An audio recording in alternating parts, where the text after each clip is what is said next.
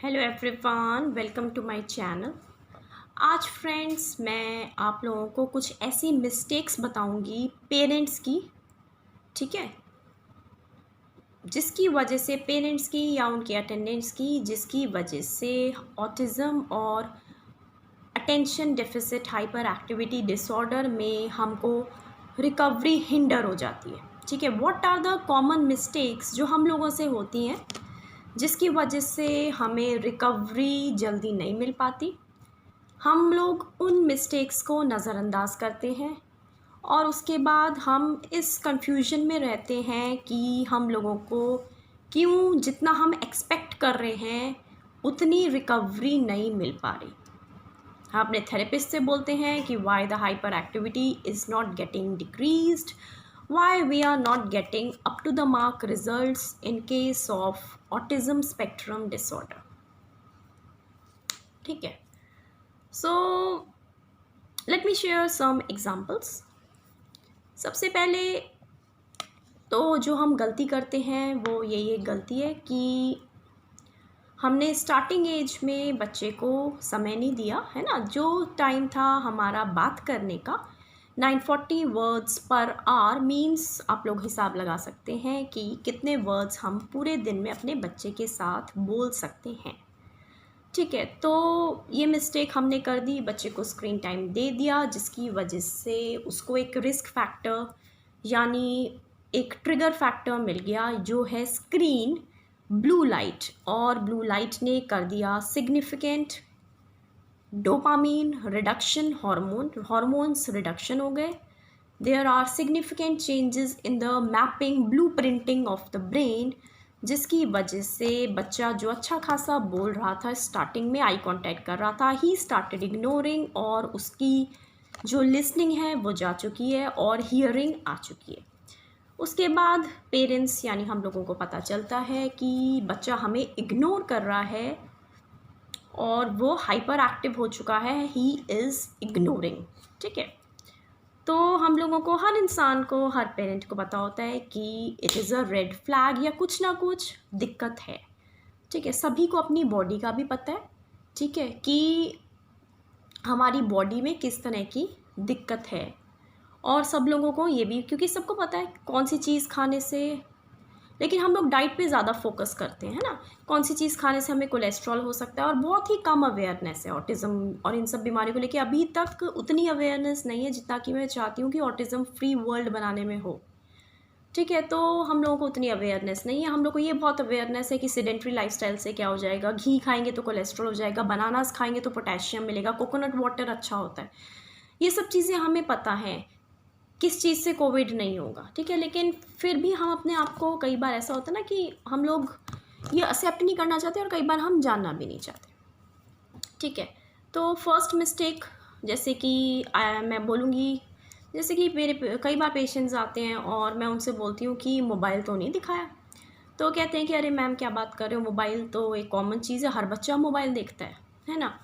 उसके बाद second excuse ये होता है कि ma'am we both are working, तो अब इन लॉज हमारे थोड़े से एजेड हो चुके हैं और उनमें इतना स्टेमिना नहीं है, तो वो लोग हमें मोबाइल, वो उसको बच्चे को मोबाइल दे देते हैं। ठीक है, फर्स्ट ऑफ ऑल फ्रेंड्स, जब it is the main responsibility of us to take care of our children, and we can not blame any one, first of all. Second is, जो फर्स्ट 2 क्रूशियल ईयर्स हैं बच्चे के, तो वो तो हमें parents को ही स्पेंड करने हैं। ठीक है, और अब इस चीज़ में किसने मोबाइल दिया किसने नहीं दिया, it is not a topic of debate. The main thing is you don't have to give exposure of any kind of screening to the children till the age of 2 years। ठीक है, if you don't want the child to be get the problem of speech delay. ठीक है, तो speech delay अगर आपको problem चाहते नहीं है तो यू शुड बी केयरफुल, और अगर आपका डॉक्टर बता रहा है तो you have to say yes ma'am we did a mistake. So the first thing is the acceptance. ठीक है, जितना देर में एक्सेप्ट करेंगे उतना देर में बच्चे की रिकवरी होगी। अब उसके बाद नेक्स्ट पॉइंट पे मैं आई कि बच्चे को अब से मोबाइल मत देना, उसको अलग रखा करिए या फिर पासवर्ड उसका बना दिया करिए। तो नेक्स्ट आंसर जो मुझे मिलता है वो ये मिलता है कि मैम पासवर्ड हमने लगा रखा है लेकिन बच्चे को पासवर्ड पता है और वो खोल लेता है। ठीक है, again it is an excuse. भैया कभी ना कभी आप लोगों में से किसी ने उसको पासवर्ड बताया होगा जिसकी वजह से वो खोल लेता है। ठीक है, तो ऐसी चीज़ों का मौका ही मत आने दीजिए।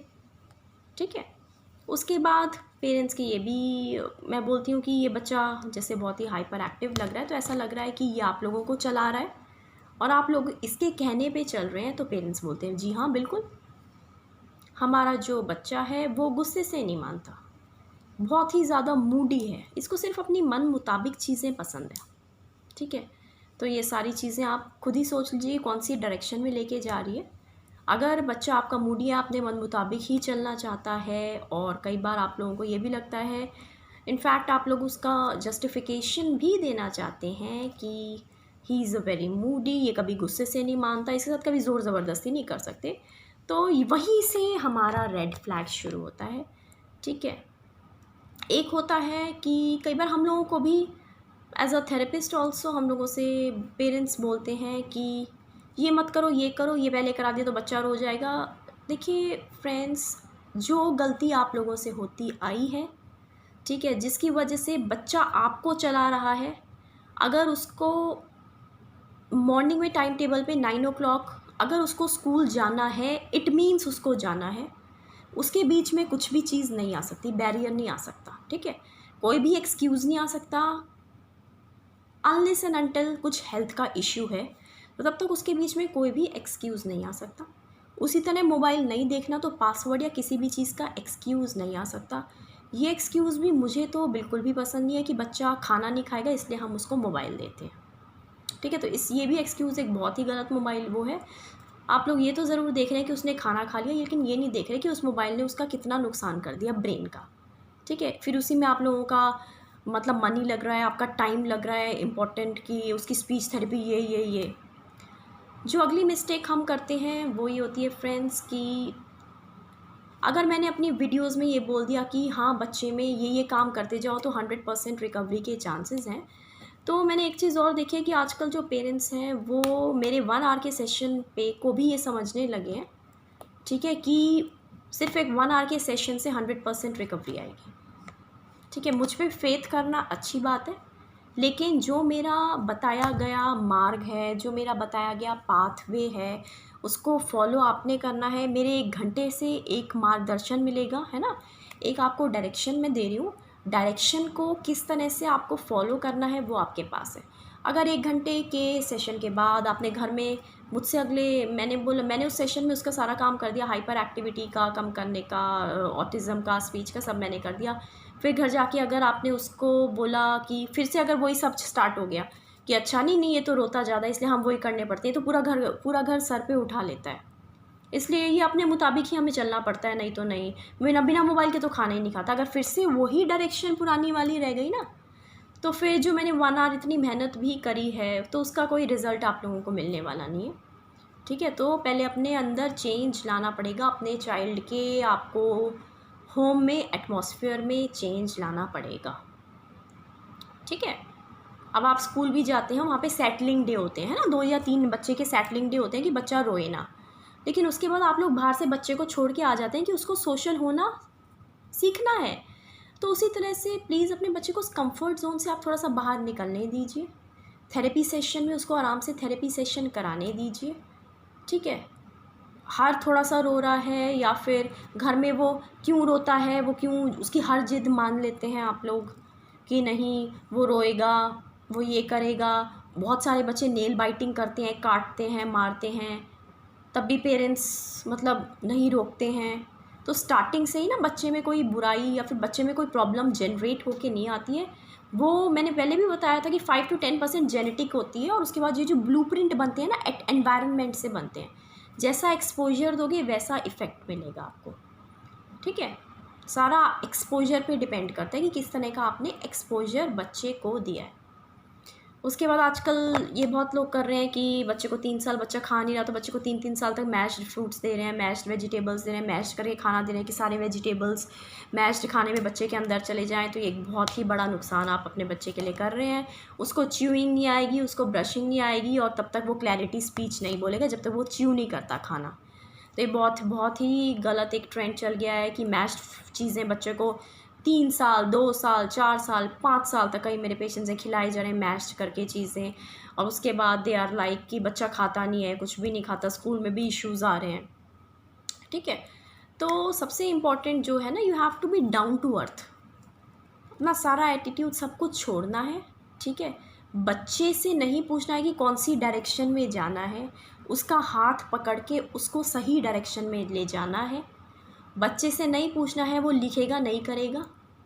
ठीक है, ट्रीटमेंट में कई बार ऐसे बच्चे आते हैं, मैंने कहा कि चलो ठीक है, अब ये अपना मूडीपन कम हो गया, कह रहा कई बच्चे पढ़ाई में बहुत तेज़ हैं, लेकिन वो अगर मैंने कहा किस टाइम पे पढ़ेगा, कह रहा जब मूड होगा, 24 आवर्स में से जब बच्चे का मन होगा तब वो पढ़ेगा, नहीं मन तो नहीं पढ़ेगा। तो मैंने कहा कि अगर आपके कहने से पढ़ेगा, कह रहे कि नहीं, गुस्से से तो इससे कुछ काम करा ही नहीं सकते। तो बेटा बचपन से आप लोग सिखाइए, हाँ जी, बचपन से आप लोग उसको सिखाइए, उसकी डायरेक्शन मोल्ड करिए। 2 दिन उससे नाराज़ होने का नाटक करिए, उसके प्रेशर पॉइंट्स पे कम करिए। जब कामिंग थेरेपी, जब थेरेपीज़ देते हैं ना, तो इसके रिजल्ट्स मिलते हैं हमें। ठीक है, और इस थेरेपीज़ जब हम देते हैं तो उसमें हम इनकलकेट करते हैं चेंजेस। जो हमसे भूल हो गई। टॉयलेट ट्रेनिंग का तब तक इंतज़ार मत करें कि बच्चा स्पीच डिले वाले जो पेरेंट्स हैं मैं देख रही हूँ, वेट कर रहे हैं कि स्पीच जब तक नहीं आएगी तब हम टॉयलेट ट्रेनिंग कराएंगे। स्पीच का नहीं पता कब आएगी, टॉयलेट ट्रेनिंग करा दो उसको। सारी सोशल स्किल्स, एडीएल एक्टिविटीज़ में इंडिपेंडेंट करना चाहिए आप लोगों को। थोड़ा सा बच्चे को खुला मैदान दो घूमने का। इतना पोजेसिवनेस होना ठीक नहीं है। बहुत सारे पेरेंट्स का ये भी जवाब होता है जब मैं कहती हूँ कि आप बच्चे की बचपन से सारी जिद पूरी कर रहे हैं क्या? हाँ जी मैडम, सारी जिद पूरी कर रहे हैं, हमारा इकलौता बच्चा है। इकलौता बच्चा है, अच्छी बात है, तो प्रॉब्लम्स भी तो उस इकलौते बच्चे में आ रही है जिसकी वजह से आपको दुख हो रहा है। अगर आप लोग एक उसको हाथ पकड़ के, उंगली पकड़ के एक सही दिशा में, सही डायरेक्शन में ले जाएंगे तो उसको कभी प्रॉब्लम नहीं आएगी। जिन जिन पेरेंट्स ने ये सब समझ लिया है ना, वीडियो कंसल्टेशंस हो या ऑफलाइन कंसल्टेशंस हो, उनको बहुत ही अच्छी रिकवरी मिल रही है, बहुत ही जल्दी सक्सेस मिल रहा है। और जिन लोगों को ये सब नहीं समझ में आ रहा है, जो लोग 10 जगहों पे भाग रहे हैं लेकिन अपने घर का एटमॉस्फेयर चेंज नहीं कर रहे हैं, आज भी मोबाइल उसको खाना खाते वक्त एडिक्टेड की तरह दे रहे हैं, है ना। कभी कभार ठीक है, लेकिन अगर वो बोलते हैं मुझे खाना ही नहीं खाना हुआ, इट मीन्स एडिक्शन है, you have to stop it. किसी भी चीज़ को इस तरीके से नहीं करना है। मैं नहीं पढ़ूँगा, मैं स्कूल नहीं जाऊँगा, मुझे ये नहीं तो नहीं। कभी भी जो अच्छी चीज़ें होती हैं, अच्छी डायरेक्शन होती है, उसमें आपको पूछना ही नहीं है। हर चीज़ बच्चे से पूछी जा रही है, यहाँ जाओगे, वहाँ जाओगे, स्कूल जाओगे, स्कूल में कंफर्टेबल होगे, हर चीज़ you are asking your child. आप लोगों को ऐसा मतलब कि ऐसा लगने लगा है मुझे कि मैक्सिमम पेरेंट्स को उनके बच्चे चला रहे हैं एक डायरेक्शन में, और पेरेंट्स बिल्कुल बहुत ही ज़्यादा क्या कह सकते हैं, लाचार बैठे हुए हैं। क्योंकि अब जब बहुत ही बड़ा हो गया बच्चा तो उसमें बहुत ही मुश्किल होगी इम्प्रूवमेंट लाने में। तो जो अर्ली इंटरवेंशन का टाइम है, बहुत ही नाजुक से बच्चे हैं, बहुत ही नाजुक सा वो पेड़ है, उसको आप लोग किसी भी डायरेक्शन में ले जा सकते हो। सिर्फ अपने थेरेपिस्ट, अपने डॉक्टर से कोऑपरेशन की ज़रूरत है, उनकी बताई गई डायरेक्शंस की सिर्फ ज़रूरत है। सारी मेहनत पेरेंट्स की, और पेरेंट्स की मेहनत ही रंग लाती है। ठीक है, पेरेंट्स से ज़्यादा कुछ नहीं कर सकता, हम लोग तो सिर्फ आप लोगों को डायरेक्शन दे रहे हैं। सारी मेहनत आपकी है, सारी रिकवरी का जो क्रेडिट है वो मैं पेरेंट्स को ही देती हूँ। पॉइंट्स मैं सिर्फ बता रही हूँ, मैं सिर्फ आप लोग को डायरेक्शन दे रही हूँ। सारी मेहनत कर रहे हैं पेरेंट्स, जिन लोगों का भी ऑनलाइन सेशंस चल रहा है। ठीक है, ऑफलाइन वाले भी होम प्रोटोकॉल्स फॉलो कर रहे हैं। ठीक है, तो थोड़ा सा बच्चे को खुला छोड़िए।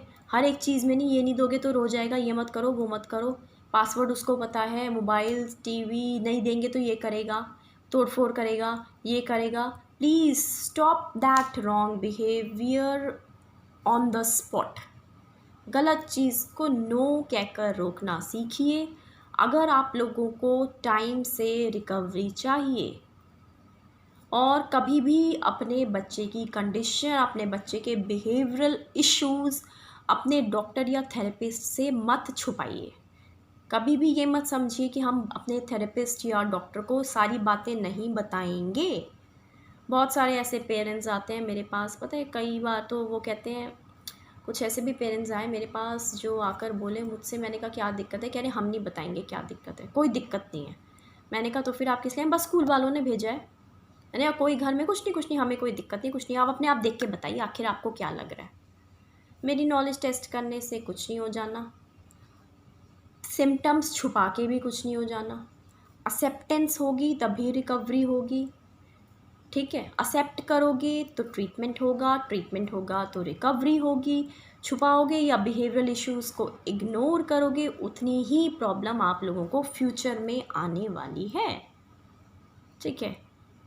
तो फिर इसमें मेरा कोई भी प्रॉफिट नहीं है, या हम लोगों को कुछ भी नहीं है कि हम लोग अपने बच्चों को बिहेवियरल इश्यूज़ बताना चाहते हैं। In fact we are always there to help you. Please accept करिए प्रॉब्लम्स को। We are always there to give you essential solutions to. हम लोग का हाथ हमेशा साथ में है कि आप लोगों को सही डायरेक्शन और सही रिकवरी की तरफ ले जाया जा सके। लेकिन अगर आप लोग ये मिस्टेक्स करना बंद करेंगे तभी रिकवरी पूरी आएगी, नहीं तो नहीं आएगी। So don't depend on my the session therapy. आगे का जो घर जाके बिहेवियरल है, आपका जो बिहेवियर है, बच्चे का जो बिहेवियर है, उसको मैनिपुलेट या मॉड्यूलेट करेंगे तभी रिकवरी आएगी फुली, ठीक है। All the best to all the parents. I salute you all the parents for your hard work and for assisting me, for helping me and for supporting me in making this world autism and ADHD free. मिलते हैं next video में, तब तक के लिए bye bye.